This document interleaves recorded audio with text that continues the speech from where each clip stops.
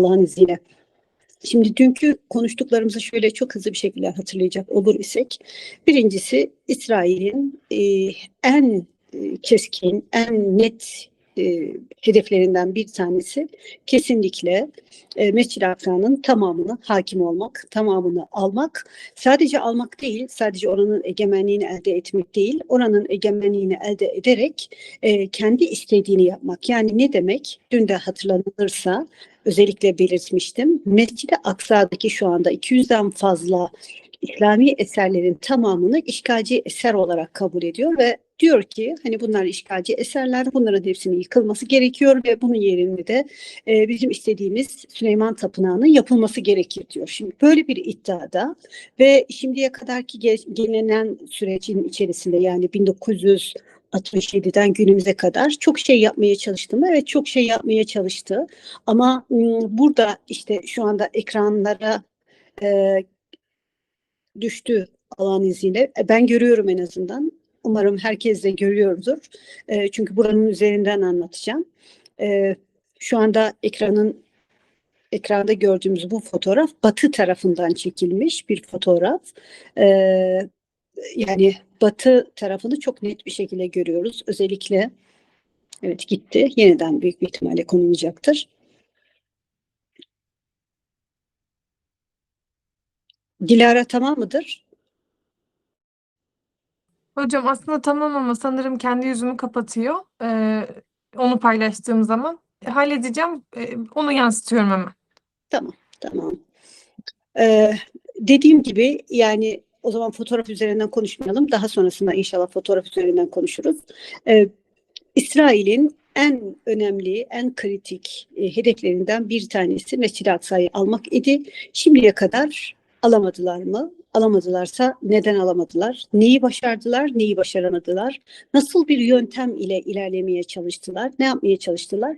İşte biz Allah'ın izniyle bugün bunları net bir şekilde öğreneceğiz. Tabii burada bunları iyi derecede bilmemiz şu açıdan çok önemli. Şimdiye kadar aslında birçok oyuna da geldik. İsrail'in birçok farklı yöntemleri oldu. O yöntemlerini iyi derecede bilmiş olsaydık şu anda çok daha farklı bir şekilde hareket ederdik. Ama onun o yöntemlerini bilmeyince ya duyarsız kaldık, ya habersiz kaldık, ya yanlış anladık gibi bir sürü sonuçlar çıkmış oldu. Tabii İsrail bazı kesimleri özellikle kendi istediği noktaya çekebildi mi? Evet, çekebildi bazı zamanlarda. Ama bazı zamanlarda da istediği sonucu alamadı. 1967'den günümüze kadar diyoruz. Yani İsrail 1967'de başladı Mescid-i Aksa'ya yönelik tacizlerini, işgaline ve o zamandan bu zamana kadar içinizden bir tanesi şunu söyleyebilir. Yani 67'de alsaydı doğru düz kimsenin Mescid-i Aksa ile ilgilendiği de yoktu, haberi de yoktu. 69'da yapmaya kalkıştılar.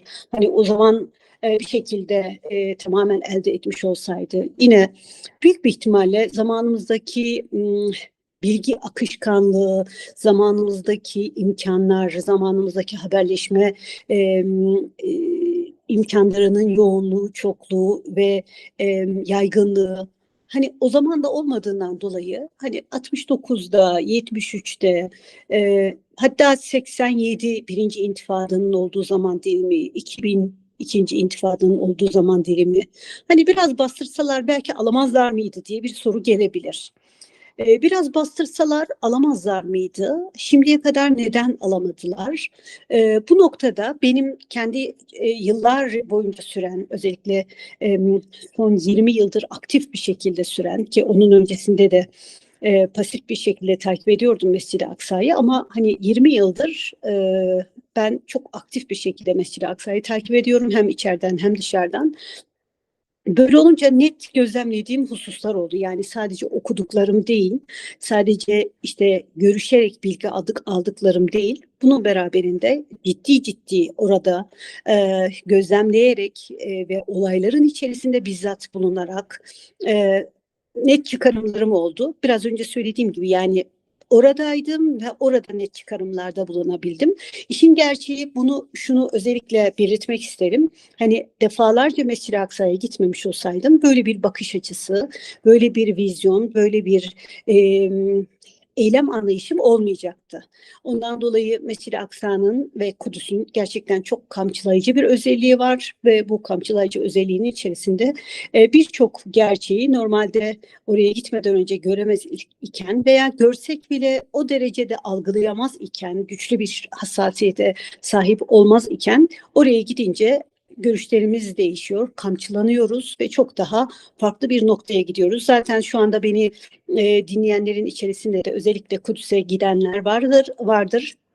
Ve bu gidenler çok daha iyi anlıyordur. Neden? Çünkü gitmeden önceki kişiler ile gittikten sonrasındaki kişiler aynı olmuyor.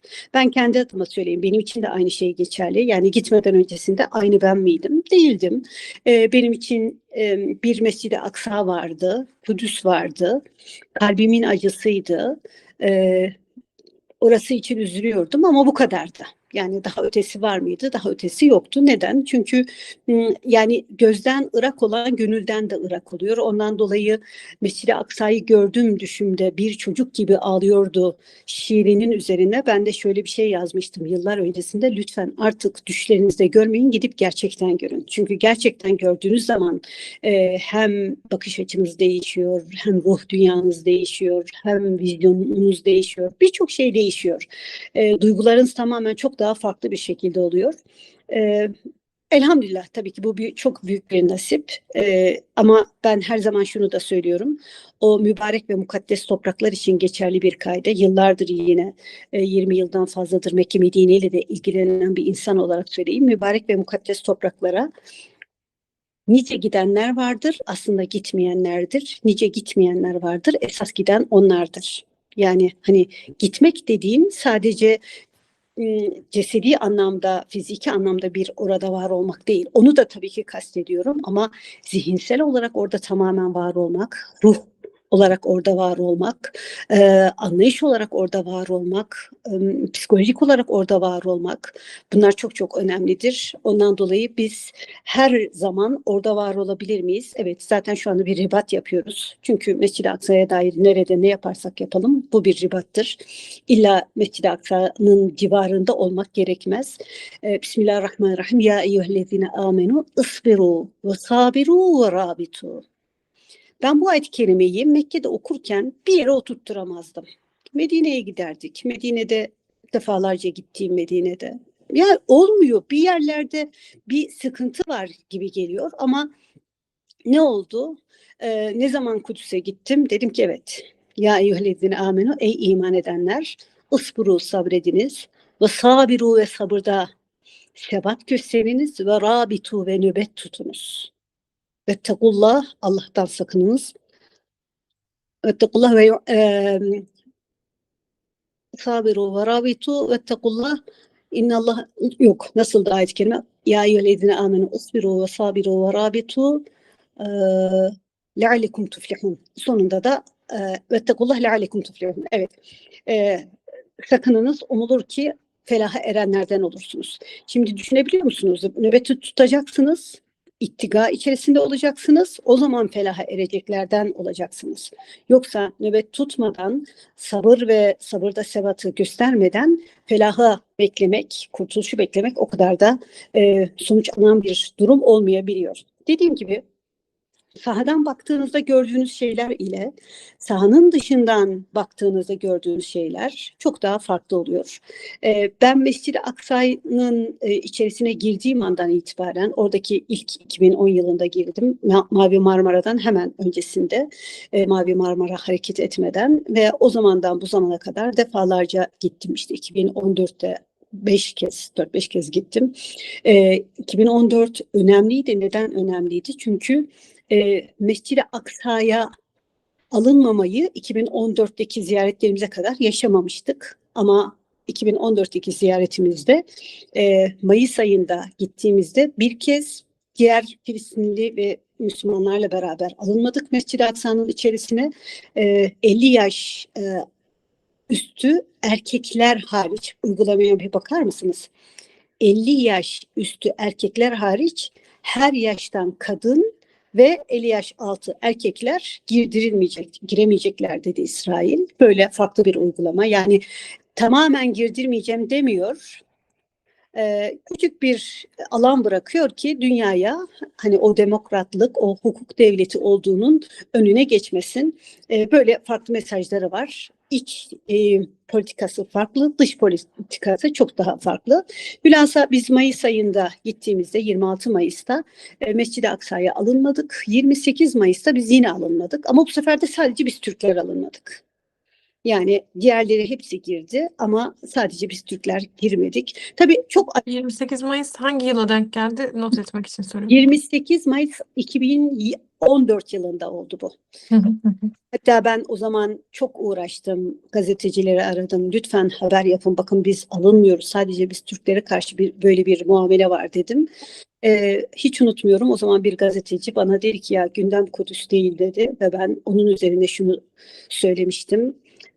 Maalesef biz Müslümanlar Kudüs'ün gündemini gündemin Kudüs'üne kurban ediyoruz. Yani gündem Kudüs olduğunda işliyoruz ama Kudüs'ün zaten bitmeyen bir gündemi var. Bununla ilgilenmiyoruz. Hal böyle olunca tabii ki o günlerden bugünlere sancılı gelmemizin nedenlerinden bir tanesi de işte böyle bakış açılarımız. Yani bir olay olduğunda hemen işte yönelmemiz ama olay bittiğinde veya hafiflediğinde veya farklı bir yöne evrildiğinde bizim yönümüzü çevirmemiz ki mesela 2012, 2013, 2014 Mescid-i Aksa'ya İsrail'in çok yoğun bir şekilde ses gaz bombasıyla saldırdığı yıllardır. 2002, 2013, 2014. O kadar ciddi derecede saldırdı ki o kadar yüksek sayıda e, ses gaz bombası attı ki bu ses yani çıkardığı bu bombaların sesi kendi kulaklarını bile tırmaladı ve o zaman hiç unutmuyorum Kudüs Belediyesi'nin başkanı şöyle bir ifade kullandı. Eğer bu şekilde bu politikayla devam edecek olursak bütün dünyanın bakışını biz buraya çevireceğiz. Onun için ses çıkarmadan yapmalıyız ne yapacaksak dediler ve 26 Temmuz 2014'ten 26 Temmuz 2015'e kadar yani tam bir yıl boyunca İsrail Mescid-i Aksa'ya ses gaz bombasıyla saldırmadı. Ne yaptı? Yöntemi değiştirdi. Müslümanların dikkatini çekmemek için orada ibadat ve i'tikalat dediğimiz özellikle uzaklaştırma ve gözaltına alma ibadat dediğimiz kısmı daha önceden de yapıyordu. Yani uzaklaştırmaları daha önceden de yapıyordu ama çok daha artırdı. Şöyle bir yöntem kullandı. İsrail'in en yaygın kullandığı yöntem maalesef budur. Yaptığı şey Mescid-i Aksa'nın içerisinde önce olan isimler kim? Onu tespit ediyor. Onu tespit ettikten sonra onu uzaklaştırıyor. 10 gün, 1 ay, 2 ay, 90 gün, 3 ay böyle farklı sürelerde ki bunların başında Henadi gelir, Hatice Huveys gelir, Henadi El-Halavani, Hatice Huveys ve bunun gibi daha birçok isimler. Bunlar sürekli uzaklaştırıldılar. Dediğim gibi temel kriter burada İsrail'in kendince koyduğu kriter şu idi. İçeride kim öncülük yapıyor? Hı hı. Onları tespit ediyorlardı ve ondan sonra onu uzaklaştırıyordu. Başsız bırakmak. 2014 yılında bir gün içerisinde 1000 Filistinli Mescid-i Aksa'nın içerisinde halakatul ilim dediğimiz ilim halkalarının içerisinde bulunuyordu ve orada ilim tahsil ediyordu. Bu bir projeydi. Türkiye dahilinde birçok ülke destek veriyordu. Duvalül Haliç, Körfez ülkeleri de destek veriyordu buna maddi anlamda ve çünkü bu insanlar işlerini falan her şeylerini bırakıyorlar ve Mescid-i Aksa'ya gidiyorlar. Hı hı. Sabahleyin adeta işe gider gibi direkt oraya gidiyorlar ve ondan sonrasında işte ikindi namazını kıldıktan sonrasında çıkıyorlardı ve böyle kendilerince Mescid-i Aksa'ya sahip çıkma noktasında iradelerini koymuşlardı. Ama diğer tarafta İsrail'de farklı bir taktik izledi ve önce dediğim gibi izlediği taktiklerden bir tanesi ses gaz bombasıyla özellikle Filistinlileri Mescid-i Aksa'nın dışında tutmaya çalışmaktı. Orada çok ciddi süreler boyunca kapatıyordu Mescid-i Aksa'yı. Yani sabahtan öğlene kadar giremedikleri oluyordu. Sabahtan ikiliye kadar giremedikleri oluyordu. Yani Filistinli ses gaz bombası yiyeceğini bile bile tutuklanma, gözaltına alınma ihtimalini bile bile, çok ciddi zorluklar yaşayacağını bile bile oraya geliyordu. Ve bu bir gün değil, 2 gün değil, 3 gün değil. Bir gün hatırlıyorum, işe gitmeden öncesinde işte yine olaylar başladı. Sabah namazından sonrasında genelde başlıyordu. İsrail terör estiriyordu. Direkt Mescid-i Aksa'ya girip ses gaz bombasıyla saldırıyordu. Savaş alanına çeviriyordu adeta. Ben de düzenli takip ediyorum ama o gün de yani biraz dinlenmek istedim. Çünkü hemen kalkıyorsunuz, namazınızı kıldığınız gibi bilgisayarın karşısına geçmek mecburiyetindesiniz. Olaylar sürekli orada devam ederken sizin de burada iyi bir rapor tutabilmeniz için, meseleleri tam hakimiyet kurabilmeniz için, oradaki olayların hepsine vukufiyet sağlayabilmeniz için bunu yapmak mecburiyetiniz var. Yoksa bir yerlerde bir şeyleri kaçırıyorsunuz. O zaman da zaten değerlendirmelerinize yansıyor bu. Bilhassa bir gün böyle çok kendimi yorgun hissettim. Sonra gözümün önüne Latife abla geldi, Nüfuz abla geldi, işte Ayda teyze geldi, daha birçok isimler geldi. Dedim ki ya bak, bu insanlar o yaşlarında ses gaz bombası yiyeceğini bile bile gidiyor. Sen en azından sıcak evindesin. Yani suyunu alabiliyorsun, çayını alabiliyorsun, bilgisayarın başında oturup bunları takip edebiliyorsun. Bunu neden anlattım? Gerçekten insanoğlu o kadar garip ki, meydanda mücadele ederken çok farklı bir ruhun içerisinde ama konforun içerisindeyken mücadelesi bazen çok daha zor oluyor. Biz Müslümanları şimdiye kadar atıl kılan en önemli hususlardan bir tanesi. Birincisi, inşallah beni dinleyen sen ve diğerleri ve inşallah ben de dahilinde, biz bunlardan değilizdir, bu sınıftan değilizdir. Dünya düşkünlüğü. Dünya düşkünlüğü Müslümanların en ağır imtihanlarından bir tanesi şu anda ve düşünebiliyor musun? Bir tarafta milyar dolarlar bombaların altında tamamen yok oluyor. Milyar dolarlık evler, milyar dolarlık arabalar, altyapıya, yani illa bir insanın evinin olması değil, bu bölgenin, ülkelerinin altyapıları mahvoluyor. Düşün, senin çok güzel bir evin var. Çok güzel bir manzarası var. Ama bir tane evinin yakınındaki bir eve bir bomba düşüyor, o harabeye dönüyor, enkaz yığını haline geliyor. Yan tarafta bir başka ev var, o da çok güzeldi ama orada o da yine aynı şekilde başka sıkıntılar yaşıyor. Yıkılıyor, şu oluyor, bu oluyor ve senin evin orada çok güzel ama etrafı tamamen çok kötü bir görüntüye sahip. Şu anda biz ülke olarak Allah'ın izniyle, Rabbimin merhametine mazhar olalım inşallah, hiç bombalanmadık diyelim.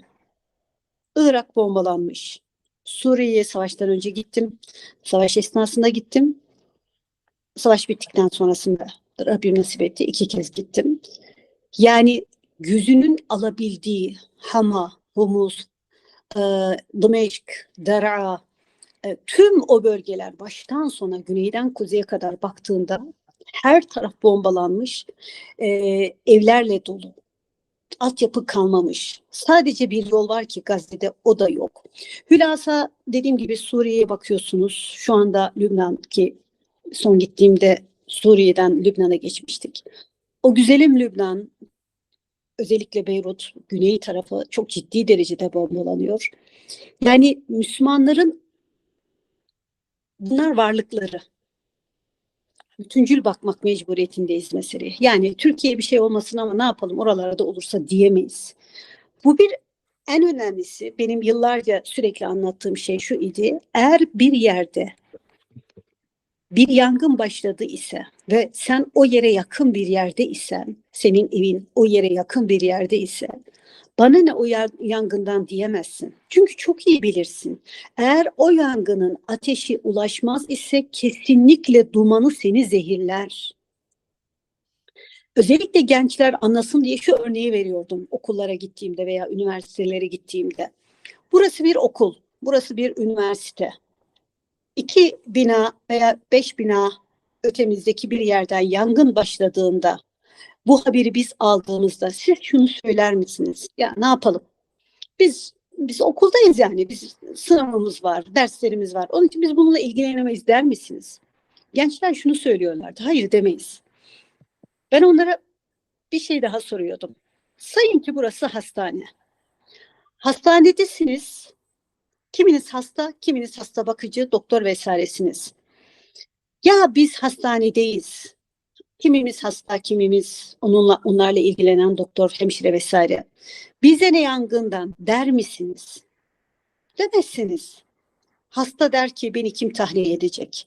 Doktor der ki acele buradan çıkmamız lazım. Acele buradaki insanları çıkarmamız lazım. Çünkü ateş gelmese bile duman bizi zehirler. O yangının dumanı bizi zehirler. İşte bizim 2010, 11, 12'lerde en fazla canhıraş bir şekilde çalışmamızın nedenlerinden bir tanesi bu idi. Bu ateş bu bölgeyi yakacaktı. Yani Kudüs'teki ateşi söndürmediğimiz sürece bu bölge asla huzur içerisinde yaşamayacaktı. Şimdi hatırlarsan dün bir kuruluş esnasında Ben Gurion'un sözünü söyledim. Ben Gurion'un ikinci bir sözü daha var. Birincisi bir kez daha hatırlatma babından söylüyorum. Diyor ki Kudüs'süz İsrail'in hiçbir kıymeti yoktur. Cebeli heykelsiz Kudüs'ün de bir kıymeti olamaz. Yani net bir şekilde şu hedefini ortaya koyuyor. Biz Mescid-i Aksa'yı aldığımız zaman tam olarak Kudüs'e hakim olacağız. Kudüs'e hakim olduğumuz zaman Filistin topraklarının tamamına egemen olacağız. Ne zaman Filistin topraklarının tamamına egemen olursak o zaman işte Fırat'tan Nil'e kadar olan hedefimize ulaşabileceğiz. Yoksa daha biz oralarda uğraşırken diğer taraflara tam olarak egemenlik kuramayız. Yine aynı Ben Gurion kuruluş gününde şu sözü ediyor. Diyor ki bizim burada huzur içerisinde yaşamamız civar ülkelerdeki halkların türlü problemlerle meşgul edilmesine bağlıdır. Yani ekonomik problemler yaşayacaksın. Ne bileyim patlamalar olacak bir yerlerde. Başka bir sürü sorunlar yaşayacaksın.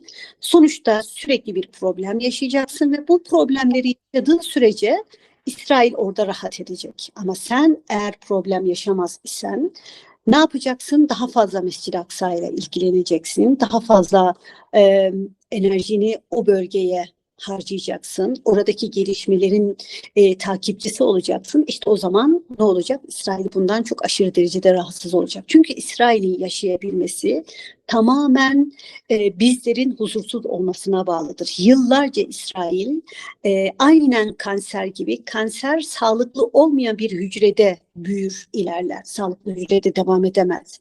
Sağlıksız bir ortamın olması gerekiyor İsrail'in bir şeyleri yapabilmesi için ve Mescid-i Aksa'yı yıkabilmesi için de sağlıksız, çok çok sağlıksız bir ortamın olması gerekiyor. Şimdiye kadar neden yıkamadı? 67'den günümüze kadar bizim çok gafil olduğumuz zaman dilimlerinde yıkmış olsaydı çoğumuzun ruhu bile duymayacaktı. Çünkü haber çok hızlı bir şekilde bizlere ulaşmıyor. Şu andaki gibi değil. Şu anda kuş uçsa Allah'ın izniyle haberdar olabiliyoruz ama o dönemde öyle değildi. Yani özellikle 2000 12, 13, 14'lerde ilgimiz Türkiye olarak bizim artmaya başladı. Çok enteresan bir yapımız var. Biz garip bir şekilde böyle olaylar daha yoğunlaştığı zaman da daha ilgimiz artıyor.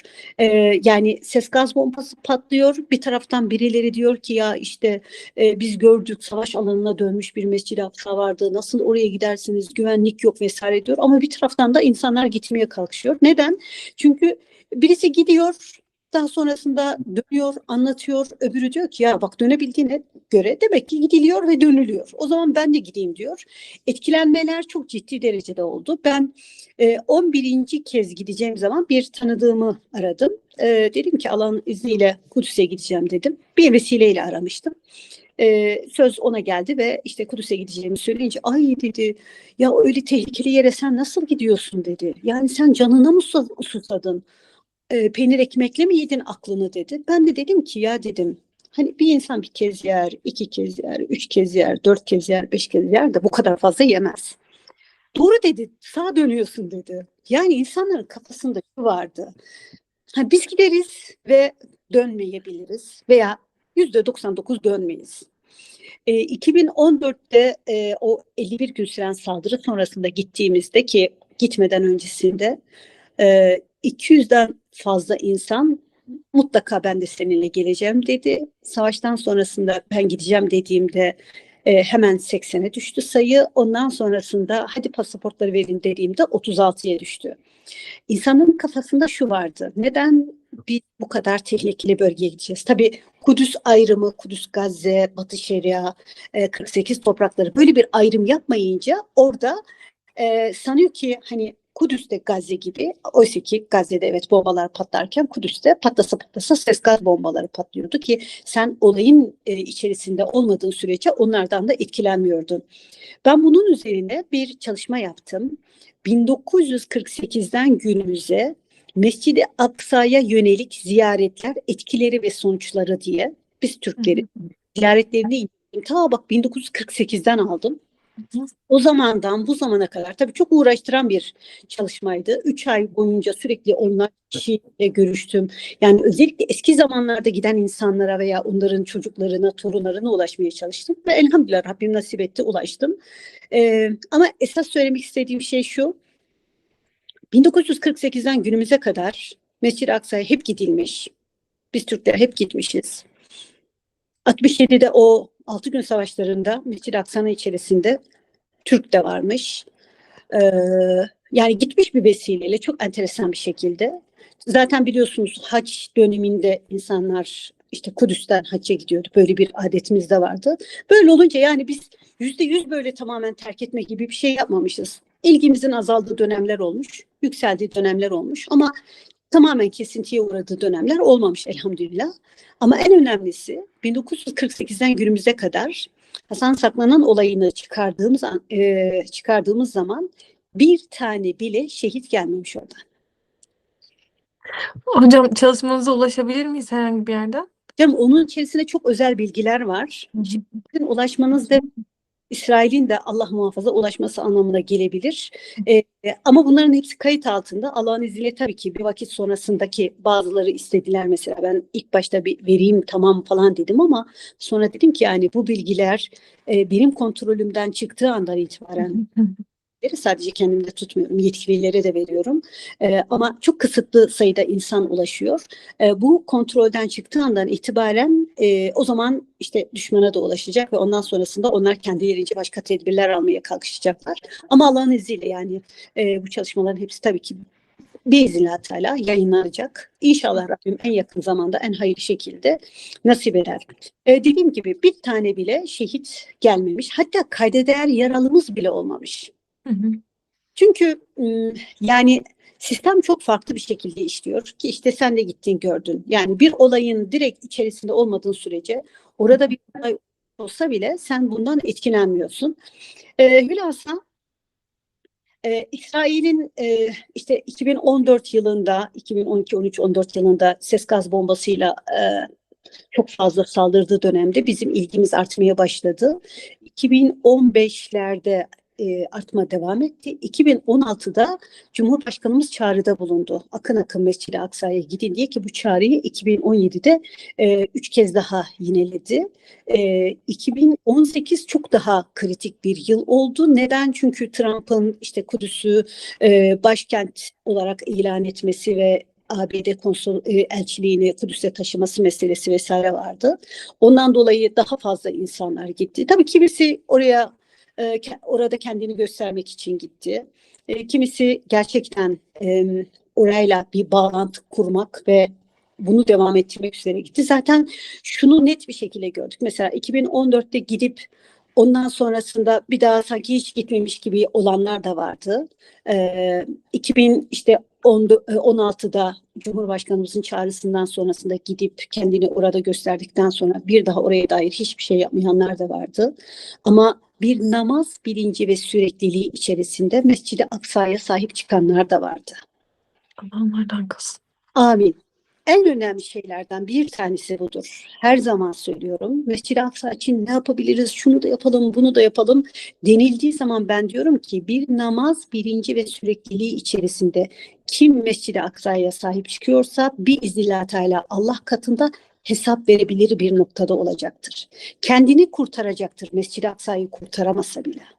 Hocam Hazreti Süleyman'ın duası, çok özür dilerim böldüm. Hazreti Süleyman'ın duası aslında 2 rekat namaz kılmak için gidin. Yani gerçekten namazla dediniz ya, aslında bir peygamber duasında da o şekilde geçer. Tabii ki Allah yani razı olsun. sonuç itibariyle yani bizim oraya gittiğimiz zaman da büyük bir meseleyi görüyoruz. Her zaman bunu altını çize çize söylüyorum. Çok çok önemli. Bizim için en önemli husus e, yani yangının tamamını söndürmeye kalkışmak değil. Çünkü gücümüz yetmeyecek. Ama eğer biz şunu yapacak olur isek, hani gücümüzün yettiğini yapacak olur isek yangını belki söndüremeyebiliriz veya en azından biz yaşar iken o yangının söndüğünü görmeyiz. Biz yaşar iken Mescid-i Aksa'nın özgürlüğe kavuştuğunu görmeyiz ama Allah katında kendimizin kurtulduğunu gördüğümüz takdirde işte o zaman tamam diyeceğiz. Ki bu noktada şunu da özellikle belirtiyorum. Çok uzak olmayan zamanda kesinlikle İsrail yıkılacak. İsrail yıkılırken birçok gafil Müslümanı da enkazı altına alacak. Birçok ülkenin başta Körfez ülkeleri olmak üzere oradaki gafil Müslümanları kendi enkazı altına alacak. Onun için onun enkazının altında kalmak istemiyor isek o zaman fersah fersah İsrail'den uzak durmamız ve Mescid-i Aksa ve onun davasına Filistin, Kudüs davasına çok daha yakın durmamız gerekiyor. Çünkü artık İsrail'in yıkılmaya dair her türlü belirtilerini almaya başladık. Yani eskiden yok ya yani gücünün zirvesinde ki hani Filistinli'nin kafasında şu vardı. Gücünün zirvesine ulaştığında kesinlikle yıkılacak. Yani bu onlarda çok net bir anlayış idi ve bunun üzerinden kendilerini planlıyorlardı, yapacaklarını falan planlıyorlardı. Hatta ben de naçizane 2011, 12, 13'lerde falan hep aralarda gidip diyordum ki gücünün zirvesine ulaştı mı? Onlar diyorlar ki yok daha ulaşmadı. Ne zaman 2018'de o İbrahim anlaşmaları vesaire oldu? Dediler ki evet artık zirveye çok ramak kaldı. Tamamen zirvede olacak. Ve ondan sonrasında zaten İsrail tarihinin en kötü tokatını 2023'te yedi. Gücünün tam zirvesinde yani artık yenilmez ordulara sahip bir İsrail vardı. Ee, istihbaratı çok güçlüydü. Uçan sinekten haberdar olan bir istihbaratı vardı. Dünyaya böyle bir İsrail takdimi vardı. Bizimkiler de o 365 kilometrelik alancıkta 17 yıllık ambargonun içerisinde dediler ki ha öyle mi yenilmez ordusu mu var? İsrail böyle bir iddiada mı bulunuyor? İstihbaratı çok güçlü mü? Biz bir onlara gösterelim gücünün ne kadar olduğunu dedi ve kağıttan kaplan olduklarını çok net bir şekilde gösterdiler.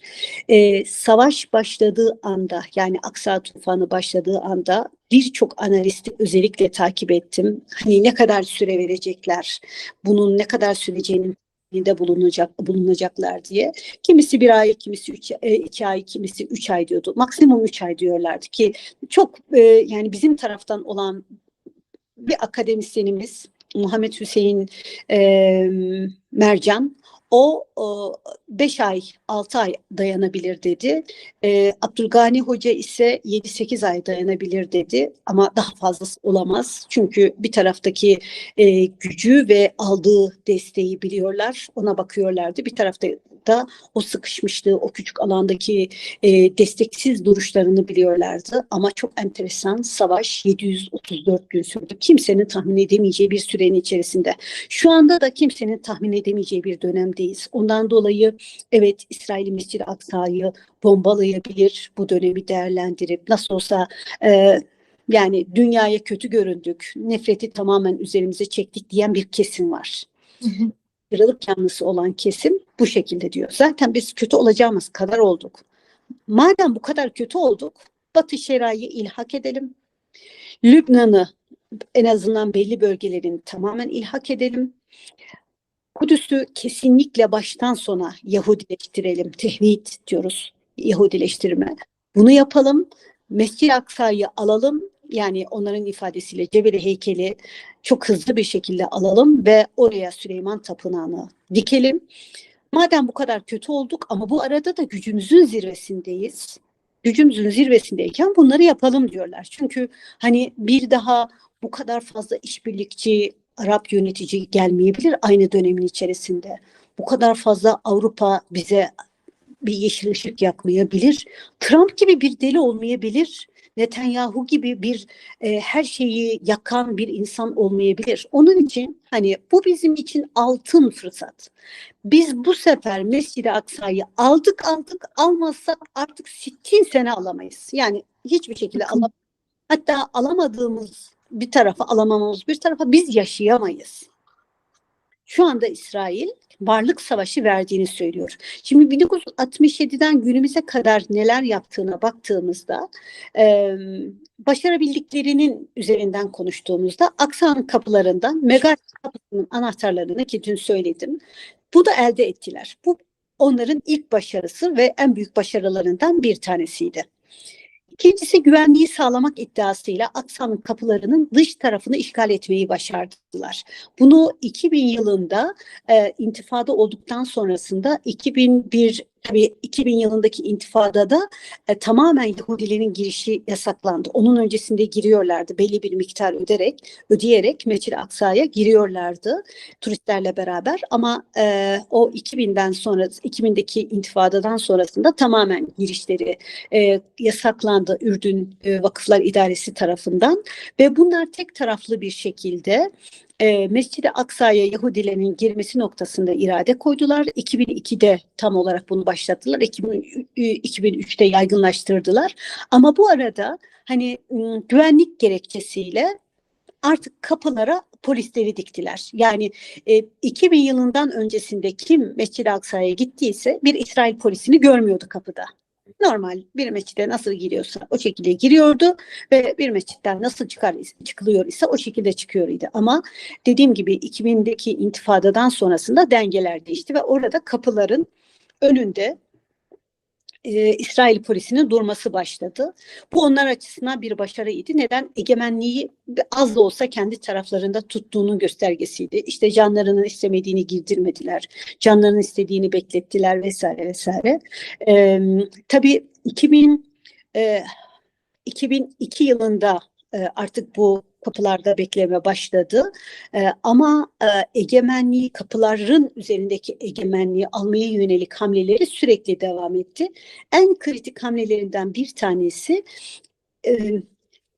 metal arama dedektörleri, yani elektronik kapıların konulması. 14 Temmuz 2017'de bunu denediler.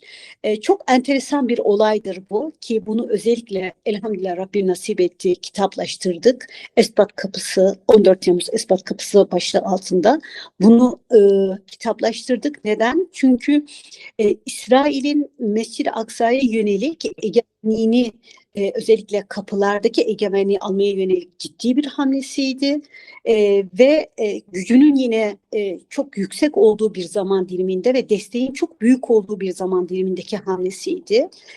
Kendisi kendi iradesiyle Mescid-i Aksa'nın o tarihi kapılarının önüne metal arama dedektörleri koydu ve kısa zaman içerisinde dedi ki bu dedektörler kalacak. ABD bunları destekliyor. Suudi Arabistan, Birleşik Arap Emirlikleri, Mısır, Ürdün ve Bahreyn. Bu ülkeler de destekliyor. Bu ülkelerin desteğiyle beraber bu kapılar kesinlikle orada kalacak dedi. Filistinliler çok enteresan bir şekilde hayır kalmayacak dediler. Hayır çıkacak dediler. Yani o zaman tabii olay çok geniş ama ben uzatmamak adına söylüyorum. O zaman günümüzdeki analistlere, akademisyenlere, siyasilere soracak olsaydık, Filistinliler o kapılar çıkacak diyor. İsrail kesinlikle kalacak. Hem de ABD'nin, Suudi Arabistan'ın, Mısır'ın, Ürdün'ün, Birleşik Arap Emirlikleri'nin ve Bahreyn'in desteğiyle kalacak diyor. Onların onayıyla kalacak diyor. Sizce o kapılar çıkacak mı yoksa kalacak mı? Biz böyle bir soru sormuş olsaydık büyük bir ihtimalle birçok kişi aklına peynir ekmek de yemediysen zaten bu soruyu sormazsın. Yani cevabı başından belli olan bir şey. İsrail oraya hem kapıyı koyar hem de ondan sonrasında çıkarmaz. Hiçbir güç ona bunu yaptıramaz diyeceklerdi. Ama Filistinli canını ortaya koydu ve dediler ki o kapılar çıkmadığı sürece biz içeriye girmeyeceğiz. o kapılar tamamen sökülmediği sürece biz hiçbir şekilde içeride 5 vakit namaz, nafile namazı kastetmiyorum, 5 vakit namazı kılmayacağız dediler. Şeyh İkrime Sabri fetva verdi. Dedi ki o kapılardan geçerek içeride 5 vakit namaz kılmak haramdır, caiz değildir dedi. Filistinli şunu düşünmeli ya, kaç gün biz mücadele vereceğiz? Nasıl mücadele vereceğiz? Yani sonuçta biz buraya geldiğimizde üzerimize ses gaz bombası atılacak. Çoğumuz gözaltına alınacak. Belki bazılarımız işte canlı kurşunla ölecek. Yani ne olacak yani? Bu canavarın karşısında nasıl durulur demedi. Bilakis dediler ki hayır, bu kesinlikle Mescid-i Aksa'nın egemenliğini almaya yönelik bir hamledir ve biz buna yaşadığımız sürece izin vermeyeceğiz dediler. Ve çok enteresan, bu mücadelenin arkasında gençler vardı. En fazla bu mücadeleyi verenler, ön safta duranlar gençlerdi ve en önemli şeylerden bir tanesi de bu noktada, yani tipine baktığında Amerikan kesim saç, dar kot pantolonlar vesaire, hani yok ya, yok bu bir yani bu gençten ne olabilir, bu genç Mescid-i Aksa'ya ne yapabilir ki diyeceğimiz bir görüntü vardı. Ama ne oldu? O gençler, özellikle 48 topraklarında yaşayanlar, ki Gazze'den zaten genç gelemez, çıkışı yasak. Batı Şeria'dan gelemez, çıkışı yasak. Ne kaldı? Bir Kudüs kaldı, bir de 48 toprakları kaldı. Kudüs'teki bile kısıtlıdır ama 48 topraklarındakiler hem cepleri paralıdır, çünkü tamamen yıllardır birbirleriyle beraber yaşıyorlar. Hülasa bunlar ne yaptılar? Çıktılar, geldiler ve Mescid-i Aksa'da ömürlerinde birçoğu ilk defa secdeye kapandı, anı secdeye kapandı, ama Mescid-i Aksa elden çıkıyor çağrısını duyduklarında yerlerinde duramadılar, geldiler ve çok enteresan bir şekilde İsrail dedi kaldırmayacağız, Filistinli dedi kaldıracağız. Baktık İsrail iş çok ciddi, Filistinler bunu yani ağır bedel ödüyorlar ama buna rağmen vazgeçmiyorlar. Dedi ki tamam, o zaman kameralar koyayım dış bölgelere, işte köprüler yaptı, demir köprüler, onların üzerine kamera koydu. Onlar kalsın, kapıları çıkarayım dedi. Filistinli dedi ki hayır dedi, o köprüler de çıkacak dedi. Ondan sonra o zaman dedi bir demir koridor koyun. Demir koridor kalsın ki o kitapta, yani Esbat Kapısı kitabında bunların hepsi tamamen fotoğraflarıyla var. Biz 200 sayfa kitap yani 200 sayfalık bir kitap yazacaktık. Dedik ya 200 sayfayı kim okuyacak? Ama Allah razı olsun, hem Anadolu Ajansı destek verdi, hem Filistinli gazeteciler destek verdiler. Fotoğraf arşivlerini bize verince biz fotoğraflarla olayı anlattık. 20 sayfalık bir şey var, yazı var. Geri kalanı tamamen fotoğraflarla anlatılıyor. Hülasa, dediğim gibi bu çok kritik bir olay idi. Filistinli ben vazgeçmeyeceğim dedi ve onun dediği oldu.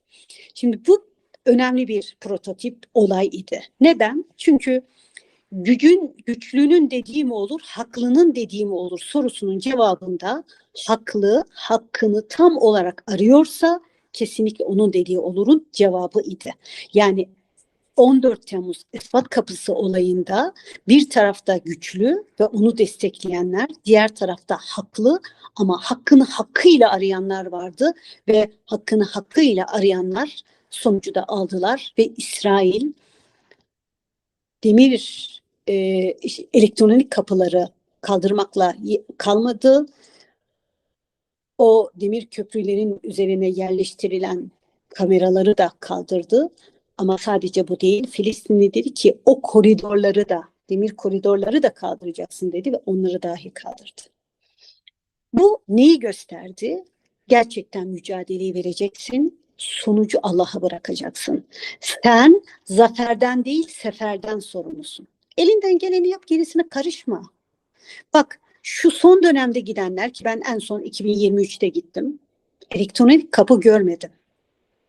Eğer o mücadele verilmemiş olsaydı biz elektronik kapılardan geçecektik. Yani Filistinli şöyle deseydi, mümkün değil. Benden ne olur ki? Ben ne yapabilirim ki? Ya bir de ABD'nin gücü belli, İsrail'in işte diğer Arap ülkelerinden aldığı güç belli, İsrail'in tek başına kendi gücü belli. Yani yapılabilecek hiçbir şey yok demiş olsaydı, ki hiçbir zaman demediler. İşte bu dememelerinin sonucunu biz çok net bir şekilde gördük. Şimdi bir şey daha var başardıkları. Onu söylemeden öncesinde şunu söyleyeyim. Dedim ya 1967'den günümüze kadar İsrail neden Mescid-i Aksa'yı alamadığının 3 tane cevabı var. Birinci cevabı bizzat Filistinliler söylerler. Allah'ın fazlı, Allah'ın dilemesi. Allah böyle dilediğinden dolayı Mescid-i Aksa bizim elimizde kaldı. Bak bunu bizzat Filistinliler söylüyor. Çünkü gerçekten öyle kritik zamanlar yaşandı ki şu andaki yaşanılanların çok daha farkında. Şu anda yaşanılanları en azından hepimiz duyuyoruz, görüyoruz. O da kimsenin haberi olmuyordu. İsrail Mescid-i Aksa'ya almaya yönelik her türlü aşırı davranışlarının içerisinde bulunuyordu. Ama çok enteresan bir şekilde ilahi irade izin vermedi. Bombalamak için tam bomba girdirecekler. Oradan bir bekçi bunu gördü ve atladı üzerine, o adamı etkisiz kıldı veya hemen işte oradakilere haber verdi. Oradakiler müdahale ettiler ve bomba girdirilemedi. İşte yakmak için uğraştılar. Çok canhıraş bir şekilde uğraştı ve Filistinli o yangının büyümesinin önüne geçti ve kesinlikle elhamdülillah bunun önleyici unsuru oldu, ana unsuru oldu. Özellikle parçalama noktasında çok uğraştılar. Yani Kıble Camii tarafını tamamen kendileri alacaklardı. Kopetü Sahra tarafını bize vereceklerdi. Özellikle 2010, 11, 12, 13'lere kadar bu şekilde bir politika izledi İsrail. Hani en azından yarısını biz alalım, öbür yarısını da daha sonrasında onları çıkarırız şeklinde. Ama bunda da muvaffak olamadılar. Yani bunun için milyar dolarlar yatırdılar. Ne reklamlar yaptılar. Hep sadece Kopetü Sahra'yı gösterirlerdi fotoğraflarda vesaire. Tabii insanlar gitmiyor ki kendisi çeksin, şey yapsın. Mesela biraz önce sen fotoğrafı gösterdiğinde o fotoğraf bizim arkadaşlarımızın çektiği fotoğraf. Yani artık elhamdülillah bizden birileri işte dronlarla fotoğraf çekebiliyor. Kendimiz gidiyoruz, çekiyoruz. Ben de mesela 20 binden fazla fotoğrafın olduğu bir arşiv var. Tabii hepsinin tamamını ben çekmedim ama içerisinde çok yakın sayıda da benim kendimin çekmiş olduğu fotoğraflar var. Ama demek istediğim şey özellikle 2010'dan sonrasında fotoğraflarla belgeledik oralarda ne var ne yok vesaire. Mesela benim gittiğim dönemde yani 2016'ya kadar Dımeşk, Şam kapısı. Şam'ın orada İsrail polislerinin nöbet tuttuğu kulübeler yok idi. Ben ne yaptım? O sırada kendim gitmeyince giden arkadaşa söyledim. Dedim ki bana oradan fotoğraf al. Çünkü yeni bir durum var. Benim fotoğraflarda o bekleme kulübeleri yok ama artık şu anda bu durum var. Hülasa esas demek istediğim yani ne vardı, sonra ne oldu, sonra ne nasıl değişti vesaire, bunların hepsini belgeleyebildik.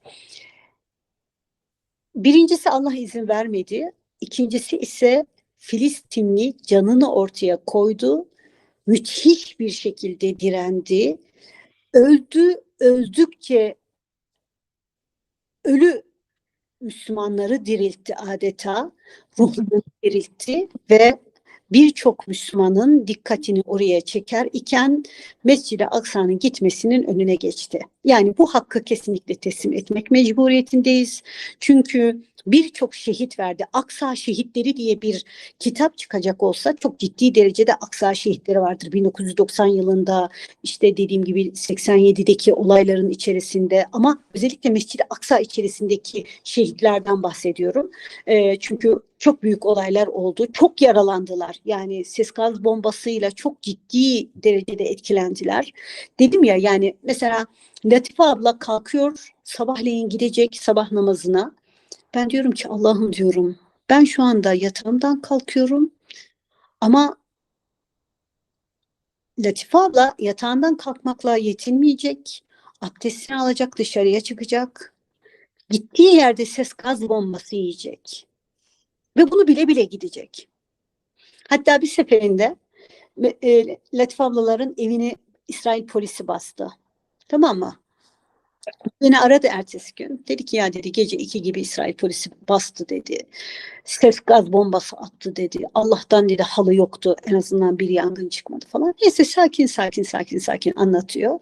Tabii ben böyle dehşet içerisindeyim. Ondan sonrasında dedi ki işte komşularımız çok hızlı bir şekilde geldi. Yüksek sesle işte yapamazsınız vesaire tepkilerini koydular. En sonunda da gittiler dedi. Ben dedim ki sonra ne yaptınız dedim. Gayri ihtiyar bir şekilde sordum. Ne yapalım dedi. İşte biraz dinlendik. Dinlendikten sonra sabah namazı vakti mescide gittik dedi.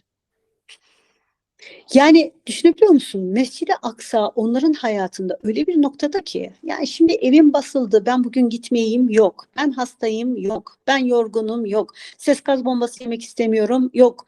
Yani hiçbir gerekçe koymadılar önlerine.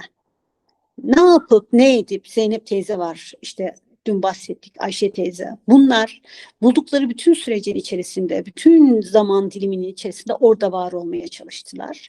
İkincisi dediğim gibi Filistinlilerin çok büyük bir bu noktada varlık ortaya koymaları, canlarını ortaya koymaları ve çok ağır bedel ödemelerine rağmen vazgeçmemeleri oldu. Çok ağır bir bedel ödediler ve hala da ödüyorlar. Ama vazgeçmediler. Yani 15, 16, 17 hemen hemen tamamında namazlarını Mescid-i Aksa'nın içerisinde halıların üzerinde değil, Mescid-i Aksa'nın dışındaki betonların üzerinde kıldılar. O betona secde ettiler. Alınlarını betonlara koydular, halılara değil. Ve bunu öyle olacağını biliyorlardı. Kışında gittiler, yağmurlu havada da gittiler, yazında gittiler. Ki biz de gittiğimizde mesela Rabbim nasip etti. Ben de mesela dışarıda namaz kılmak mecburiyetinde kaldım. Dediğim gibi özellikle Mayıs ayındaki gittiğimizde. Yani çok ayrı bir tecrübedir ama bunu süreklilik halinde yapmak çok farklı bir şeydir. Tabii Allah onlara çok ayrı bir anlayış vermiş ve bu anlayışın içerisinde gerçekten hem varlıklarını ortaya koyuyorlar, devam ettiriyorlar hem de bunun beraberinde dayanabiliyorlar. Yani herkesin dayanabileceği bir şey değil. Üçüncüsü ise e, bu belli noktalarda çok etkili oldu kesinlikle. Yahudilerin kendi aralarındaki ihtilafları. Çok hızlı bir şekilde söyleyeceğim çünkü vakit çok ilerledi. Ki uzatmak istemiyorum dedim. Toplantıya geçeceğim ama şunu özellikle söylemem gerekiyor. E, Daha ilk anda yani Mescid-i Aksa'ya girdikleri anda ikiye ayrıldı görüşleri. Birincisi dedi ki girdik alalım biz burayı. Öbürü dedi ki hayır burayı almayalım dedi. Çünkü laik bir anlayışa sahipti. Dini hassasiyeti yok idi ve onun bakış açısında hani burayı alıp da bir de dünya Müslümanların dikkatini çekmeye gerek yok. Yani sonuç itibariyle biz diğer yerleri alamayacağımızı düşünürken alabildik. En azından buraya dokunmayalım. Oraları da kaybetmeyelim. Onların bir ifadesi vardır. Kazanılmış haklarımızı kaybetmeyelim. Öyle bir anlayış içerisinde olanlar vardı. Ondan dolayı onlar dokunmadılar. Daha sonrasında bir kısmı dedi ki işte Mescid-i Aksa'ya girelim yani Cebelül Heykel'e, Tapınak Dağı'na çıkalım. Tam ifadelerini kullanayım. Tapınak Dağı'na çıkalım dedi. Ama bir kısmı dedi ki hayır kesinlikle Tapınak Dağı'na çıkmak haramdır. Çünkü biz necisiz bu necasetten kurtulmadığımız sürece yani dini açıdan necasetten kurtulmadığımız sürece biz hiçbir şekilde oraya giremeyiz. Girmemeliyiz çünkü kutsal akdas var. Yani kutsalların en kutsalı var ve biz oranın nerede olduğunu bilmiyoruz. Oraya ayak basmamamız gerekiyor. Oraya ayak basmamak için oraya bizim hiçbir şekilde girmememiz gerekiyor dediler. Ve bu şekilde yine bir ihtilafları oldu. Daha sonrasında işte bir kısmı dediler ki biz kurban keselim vesaire. Bir kısmı dedi ki hayır şu anda kesemezsiniz çünkü Mesih gelmeden bunu yapmamanız lazım dedi. Hatta mesela ciddi derecede İsrail işgalci gören bir kesim var. Bunlar Natural Karta hareketinin içerisinde olanlar özellikle İsrail'i işgalci görüyorlar. Neden? Çünkü Mesih gelmeden devletin kurulmaması gerekiyor onlara göre. Ama laikler de diyor ki Mesih'in gelişini hızlandıralım. Ne yapalım? Biz işte girelim, devlet kuralım. Ondan sonrasında içeriye girelim, şey yapalım, Süleyman Tapınağı'nı yapalım. Mesih de ondan sonrasında gelsin diyor. Hülasa esas demek istediğim kendi aralarındaki o müthiş ihtilaflar ki hani ayet-i kerime der ya tahsebuhum cemi'an tekulubuhum şetta, onları bir sanarsın ancak paramparçadır. İşte bu kelime Mescid-i Aksa'nın üzerinde şu şekilde tezahür etti. İhtilafları ortak bir şekilde hareketlerinin önüne geçti. Yani birisi patlatalım dedi, öbürü hayır dedi. Biri bombalayalım dedi, öbürü ben destek vermem dedi. Biri yıkalım dedi, ben kesinlikle bunun arkasında değilim dedi. Bir tanesi dedi ki ya işte sahipsiz bırakalım, Filistinlileri oradan uzaklaştıralım. Bir tanesi dedi ki bütün dikkatleri bu sefer buraya çekersin. Dünya Müslümanların dikkatini buraya çekersin. Sakın bunu yapma. Yoksa kazanılmış haklarımızı kaybederiz dedi. Ve böyle düşüncelerin içerisinde ne yaptılar? Mescid-i Aksa'nın üzerinde istedikleri tahakkümü kuramadılar. Dediğim gibi Megaribe kapısını aldılar. Megaribe kapısının anahtarı dışında hiçbir kapının anahtarı onların elinde. Eskiden sadece Megaribe'den girip Megaribe'den çıkıyorlardı. 2015'ten sonrasında Megaribe'den girip Sesire'den çıkmaya başladılar. Ve özellikle 2014 seçimleri, 15 seçimleri ki üst üste seçimler olduğunda hep siyasilerden şu vaadi istediler ve aldılar da. Bundan sonrasında istediğimiz her kapıdan gireceğiz. Yani Esbat kapısından da gireceğiz, işte Nazır kapısından da, Gavanime kapısından da, Hutta kapısından da gireceğiz. Bunun için çok bastırdılar.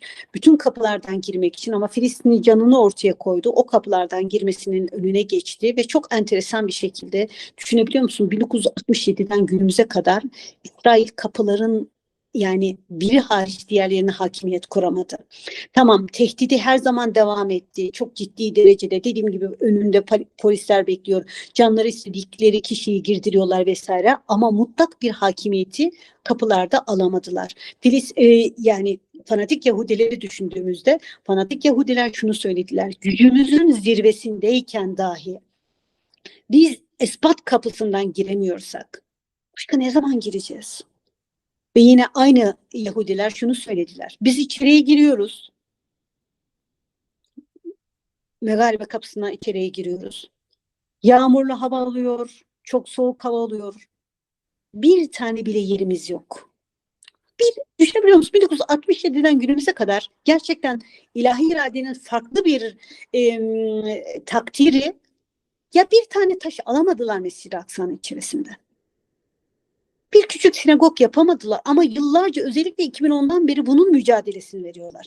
2010'dan gelmişiz 2026'ya bir tane sinagog yapalım. Özellikle Babur Rahmen'in bulunduğu bölgeye yapacaklardı ve ondan sonrasında orada hani bundan sonrasındaki sürecin içerisinde biz buralarda ibadetimizi yaparız. Hatta bir projeleri daha vardı. Babur Rahmen'in oraya sinagog kuracaklardı. Teleferik yapacaklardı Zeytin Dağı'ndan. Oradan insanlar girecekti. İşte içeride dolaşacaklardı vesaire ve tabii ki o zaman hem zamansal bölmenin yani kaldıkları süreyi genişleteceklerdi. Hem de bir mekan artık oluşturacaklardı ve mekanı büyütmeye çalışacaklardı. Ama çok enteresan bir şekilde dediğim gibi olmadı. İlahi irade izin vermedi. Birinci derecede, ikinci derecede Filistinli'de çok ciddi şekilde uğraştı. Pekala neleri başarabildi? Hızlıca onu da söyleyeyim ve bitireyim. Bir saatimize bir iki dakika kaldı. Mesela daha önceden Ramazan'ın ayının içerisinde hiç girmiyorlardı. İlk 2012'de girmeye başladılar. 2015'te artık Ramazan'ın son 10 gününde de girmeye başladılar. Normalde 2012'de ilk defa girmeyi denediler. Hani dün dedim ya test ediyorlar, tepkiye bakıyorlar. Sonra devam ediyorlar. Test ediyorlar, tepkiyi ölçüyorlar, sonra devam ediyorlar. Ramazan onlar için çok şey idi yani Ramazan'da girmemesi. Bir ay boyunca kesinlikle girmiyorlardı. Test ettiler, baktılar ki çok bir şey olmuyor. Dünya Müslümanları yerinden kımıldamıyor. Böyle olunca Ramazan'da girmeye başladılar. Hatta hiç unutmuyorum ilk 2012'de 2 gün üst üste 2 tane Yahudi girdi yani. O derecede az. Yani üretim dediler ama o bir test idi. Ondan sonrasında ertesi Ramazan'da daha uzun süre girdiler. Ondan sonraki Ramazan'da ama 2015'in Ramazan'ına kadar son 10 günde hiçbir şekilde girmiyorlardı ve son 10 gün otomatik olarak Müslümanlar itikafa giriyor. Orada hiçbir Yahudi baskınına uğramadan kalıyorlardı. Ama 2015'te aşırılık yanlısı Yahudiler, ki bunların başında Yehuda Klik, Moshe Fignin gibi isimler vardı. Bunlar dediler ki biz son 10 günü de, yani niye onlara 10 günü vereceğiz dediler. Sadece bayramda girmeme kararı aldılar ve son 10 günü de deldiler. Ve ondan sonrasının içerisinde tabii ki devam etti. Nasıl devam etti? Sayıyı artırdılar baskın düzenleyenlerin, iktihamat diyoruz onların girmelerine. Neden? Çünkü senin evine senin izninle giriyorsa tamam, o ayrı bir meseledir, ama senin iznin olmuyorsa bu bir baskındır. Ondan dolayı Müslümanlar bunu iktihamat olarak değerlendirdiler, baskın olarak değerlendirdiler. Baskın düzenleyenlerin sayısını artırdılar. Ama süre yine istedikleri noktada olamadı. Onlar şöyle düşünüyorlardı. Hani 5 vakit namazın olduğu zaman diliminde Müslümanlar girsin. Onlar çıktıktan sonrasındaki sürecin içerisinde de hep biz var olalım dediler. Zamansal bölmeyi bu şekilde hedeflediler. Ama bu noktaya hala gelemediler. Evet, çok uzun süre artık kalıyorlar ama mesela bir akşam vakti, yani Yahudi şunu söylüyor, özellikle aşırılık yanlısı Yahudi, ya ben nasıl olur diyor. Yani gece vaktinde canım ibadet etmek istediğimde niye gidemiyorum? Veya akşam namazı, yani bizim ifademizde akşam namazından sonrasındaki bir vakitte ben neden giremiyorum? Tabii onlar açısından gerçekten düşündüğümüzde yok, yani ilahi irade izin vermedi ve Filistinli bu noktada çok sıkı durdu, çok sağlam durdu. Onun için bu noktada elhamdülillah şu anda hala istedikleri sonuca ulaşamadılar. Ama hedefleri ne? Mescid-i Aksa'nın tamamını almak. Böyle olunca hani parça parça çok şeye uğraştılar. Çok geldiler gittiler. Mesela 2014'te ses gaz bombasıyla çok fazla saldırdılar demiştim ya. İşte o zaman Cumhurbaşkanımız şöyle bir şeyde bulundu, ifadede bulundu. Mescid-i Aksa'ya saldırı 30 Ekim'de, çünkü Mescid-i Aksa'nın içerisine girdiler. Ses gaz bombası atıp postallarıyla mihraba kadar ulaştılar. Bu olay sonrasında 5 Kasım, pardon çok özür dilerim, 30 Ekim'de ayrı bir olay oldu. 30 Ekim'de Yehuda Klik'in suikasta uğraması olayı vardı. O zaman Mescid-i Aksa kapatıldı. Ama 5 Kasım'da İsrail askerleri Mescid-i Aksa'nın içerisine girdiler ve postallarıyla ta şeye kadar ulaştılar. Mihraba kadar ulaştılar. Ve bunun üzerine Türkiye Cumhurbaşkanı Recep Tayyip Erdoğan, Mescid-i Aksa'ya saldırı Türkiye'ye saldırı gibidir dedi. Bu sol kesimde çok büyük bir yankı yaptı ve çok hızlı bir şekilde dediler ki eğer bu şekilde devam edecek olursanız siz bu politikayla artık bütün kazanılmış haklarımızı kaybettirirsiniz. Onun için kesinlikle bu yöntemi yapmanız lazım, bırakmanız lazım dediler. Dediğim gibi ses gazı bombasıyla saldırmaları falan durdurdu İsrail. Şöyle çok ciddi bir adım attılar. Hemen 70 ülkenin insanını, bürokratını toparladılar. Orada işte videolar gösterdiler. Kendilerinin aslında nasıl sadece koruma görevini yaptıklarını, Molotov kokteylleriyle Filistinlilerin saldırdığını ama kendilerinin asla ses gaz bombası atmadığını, bunları gösterdiler. Yani sayısız derecede adeta ses gaz bombası atan askerler böyle bir video ile, ki çok alıştık yani onların yalanlarına. Bunların hepsi benim elimde belge olarak var. O videolar vesaire hepsini hala tutuyorum. Hatta bunu söyleyeyim ve ondan sonrasında bitireyim. İstanbul'un başkonsolosu, İsrail başkonsolosu daha yeni atanmıştı ve işte Mescid-i Aksa'daki olaylar kendisine sorulduğunda dedi ki İsrail polisi bölgeye kolay kolay girmez. Girdiği zaman da sadece güvenliği sağlamak için girer. 5 Kasım'da girmesi nedeni yangın çıkma durumu vardı. Kolay yanılabilir. Halıların üzerinde Filistinliler Molotov kokteyli atmıştı. Yangını söndürmek için girdi dedi ve o zaman öğrendik ki ses gaz bombalarının bir başka özelliği varmış, yangını söndürüyormuş. Yani suyla girmedi, ses gaz bombasıyla girdi. Niye girdi? Çünkü yangını söndürecekti. Çok komedi yani. Benim çok üzüldüğüm şeylerden bir tanesi mesela bu bir başkonsolos. Böyle bir deli saçması açıklama yaptı. Bir Allah'ın kulu da sormadı. Ya ses gaz bombasıyla ki canlı yayında bunların hepsi zaten biliniyor. Yani Filistinliler dedi ya canını ortaya koydular ve bunların hepsini dünyaya gösterdiler. Bir tanesi ortaya çıkıp da ya nasıl ses gaz bombasıyla yangın söndürülür? Allah aşkına bunu bir göstersene bana canlı olarak demedi veya daha farklı sorular sormadı. Tabii çok üzücü yani bu boş havayı gördüklerinden dolayı. %100 boş değil ama diğer tarafta da çok kaydeder bir tepkiyi biz güzel bir şekilde koymuş olsaydık. Mesela Cumhurbaşkanı bir açıklamada bulunuyor. Bunun arkasını, bunun altını alttaki bütün görevliler ve halk doldurması gerekiyor.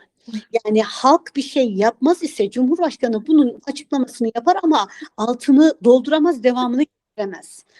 Hal böyle olunca dediğim gibi yani o en üst perdeden Mescid-i Aksa'ya saldırı, Türkiye'ye saldırı gibidir dedi. Altını ise biz halklar dolduracaktık. İşte belli kademelere gelmiş insanlar dolduracaktı. Onlar görevlerini yapmış olsalardı o zaman zaten iş çok farklı bir noktaya gidecekti. Ondan dolayı her zaman vurguluyorum. La tezru vaziratun vizra ukra, kimse kimsenin günahını yüklenemez. Herkes kendisine bakması gerekiyor. Herkes kendisine düşen görevi yapması gerekiyor. Başkasına çok fazla karışmasının bir anlamı yok. İşte şu görevini yapmıyor, şunu yapıyor mu, bunu yapıyor mu? Bu dönemi tamamen kapatmamız gerekiyor. Daha fazla kendimize odaklanmamız ve daha fazla ne yapabilirizin derdine düşecek olursak Mescid-i Aksa belki tekraren söylüyorum bizim zamanımızda bizim ömrümüz yettiği zaman diliminin içerisinde kurtulmayacak ama kesinlikle kurtulacak, bu bir. İkincisi, eğer biz elimizden geleni yapıyorsak Mescid-i Aksa'nın özgürlüğünü göremesek bile kesinlikle ama kesinlikle Allah katında kurtuluşumuzu göreceğiz. Zaten de aslı olan budur. La yükellifullahu nefsen illa usaha. İnne sa'yekum meşkura. Bu ayetler çerçevesinde Allah bize yükü yüklememiş, biz de yüklenemeyeceğimiz yükü almayalım ama kendi görevimizin hakkıyla yapalım, sayemizi tam olarak yapalım. Sonucunda inşallah en hayırlı bir şekilde göreceğiz. Şimdi neleri başaramadı, neleri başarabildi vesaire bu konuları biraz daha farklı bir şekilde anlatacaktım ama sen 3 ders dedin, ben ise bir dersi yapamadığımdan dolayı o kısımlara giremedim. Belki bir başka zamanda gireriz ama ana noktada İsrail başarılı mı? Çok büyük başarılı değil kendisi açısından.